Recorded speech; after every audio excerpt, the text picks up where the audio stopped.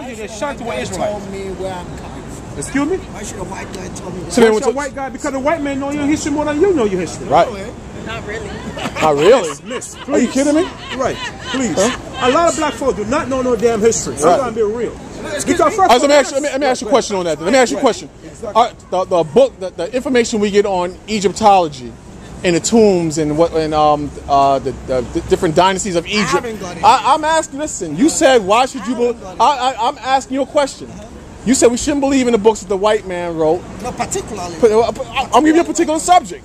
The subject I'm asking you about are the pyramids. What was written on the walls inside the pyramids? Did they come predominantly from white people or black people? I don't know any knowledge about. Okay, then he's good. But he's talking about where I'm coming Listen, this is in a nutshell, because you know what?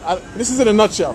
The Africans in this country, a lot of them are not your people. All dark-skinned people are not the same. All dark-skinned people are not the same. You see?